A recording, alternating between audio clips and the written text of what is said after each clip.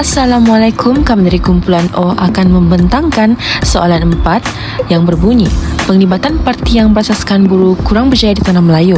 Terangkan kenyataan tersebut dengan memfokuskan kepada Parti Komunis Malaya.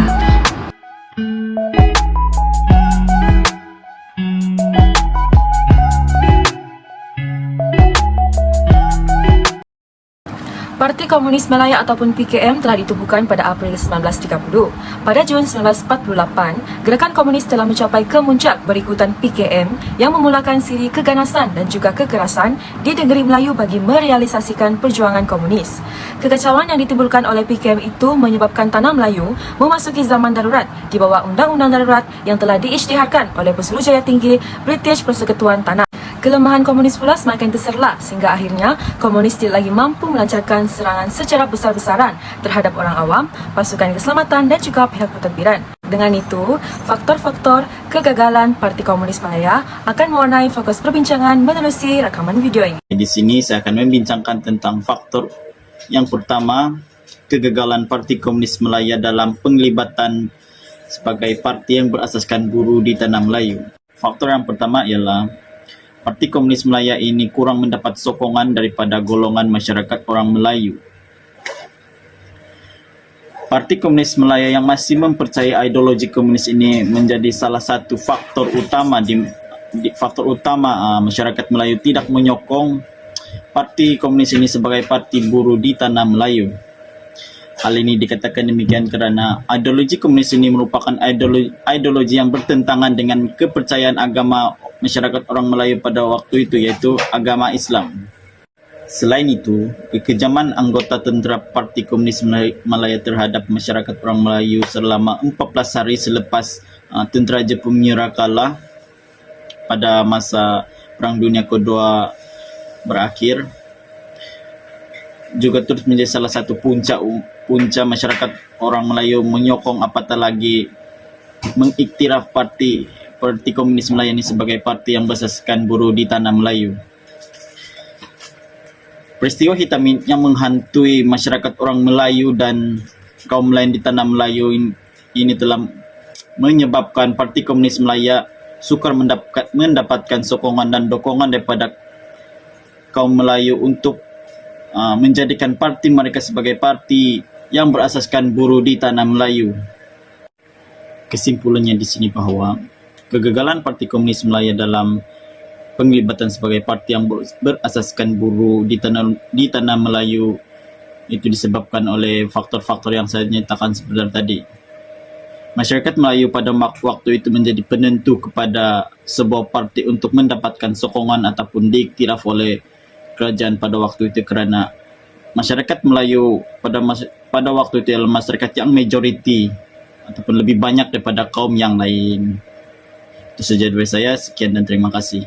Penglibatan Parti Komunis Malaya ataupun PKM berasaskan buruh kurang berjaya di tanah Melayu disebabkan oleh faktor kelemahan kepimpinan PKM. Keadaan ini telah menyebabkan pemimpin PKM dipandang rendah oleh anggota bawahan dan juga penyokongnya.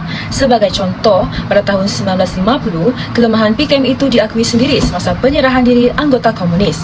Dalam hal ini, anggota komunis itu mendakwa bahawa pemimpin PKM telah menyalahgunakan wang serta harta benda milik kerajaan.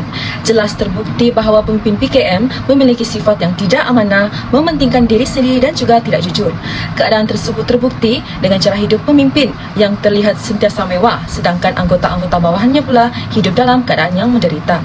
Perkara ini kemudian telah digunakan oleh kerajaan dalam propaganda untuk mengelakkan penduduk daripada menyertai Parti Komunis Malaya. Menjelang Mac 1947, Setiausaha Agung PKM iaitu Laitek telah melarikan diri dengan tampung parti.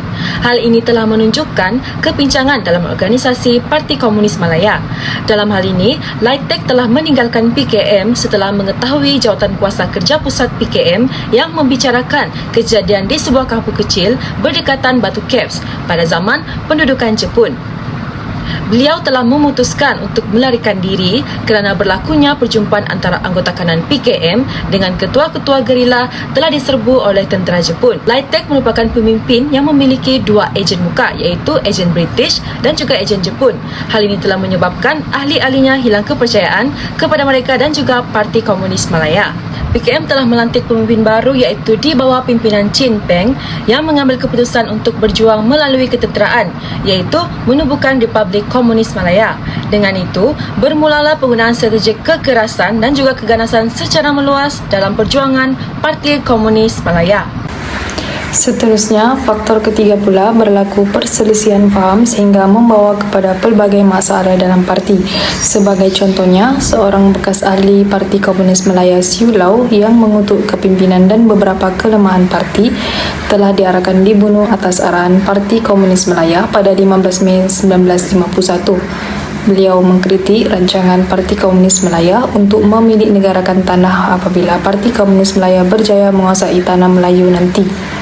Siu Lau juga tidak setuju dengan tindakan kekerasan yang dijalankan oleh Parti Komunis Malaya seperti membakar bas, menembak kereta api dan merosakkan pokok-pokok getah kerana tindakan itu hanya mendatangkan penderitaan kepada penduduk.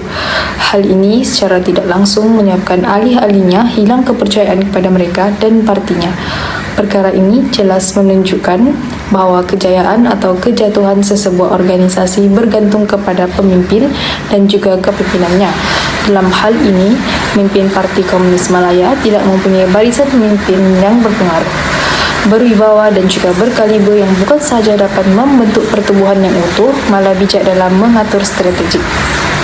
Faktor terakhir yang menyebabkan kegagalan Parti Komunis Malaya ialah seruan kerajaan terhadap rakyat. Perkara ini telah menyumbang kepada kejatuhan Parti Komunis Malaya di tanah Melayu. Sebagai contoh, Dato' On telah menyeru pertubuhan yang ada di tanah Melayu untuk bekerjasama dengan kerajaan bagi memulihkan keamanan. Seruan ini dibuat dalam ucapan peresmian persidangan Wakil-Wakil Kesatuan Perdagangan di Kuala Lumpur pada 26 Februari 1949. Beliau juga mengingatkan orang ramai bahawa amat penting untuk menegakkan dan memperkuatkan ekonomi tanah Melayu bagi memperbaiki keadaan buruh. Usaha ini terhalang disebabkan oleh kacau bilau dan bunuh-membunuh yang dilakukan oleh komunis. Oleh itu, Dato' On menyeru agar Parti Komunis Malaya dihapuskan secepat mungkin dari tanah Melayu. Semakin cepat komunis dihapuskan, maka semakin cepat juga tanah Melayu menjadi maju dan keadaan penduduknya dapat dibaiki. Di samping itu, Dato' On juga menyeru setiap orang untuk membantu pihak kerajaan dengan apa cara sekalipun bagi menghapuskan kegiatan komunis demi memulihkan semula keamanan dalam negeri seperti sedia kala. Sebagai kesimpulan, walaupun ideologi komunis telah menyusup ke tanah Melayu melalui berbagai-bagai saliran sejak tahun 1920-an, namun pergerakan komunis menjadi lebih teratur pada tahun 1930 apabila Parti Komunis Malaya ditubuhkan.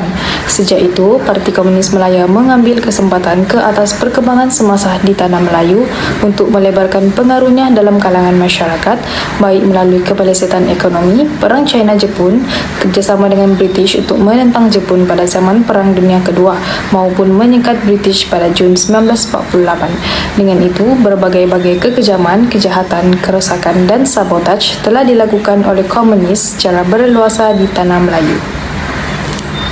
Sekian saja pembincangan kami. Terima kasih.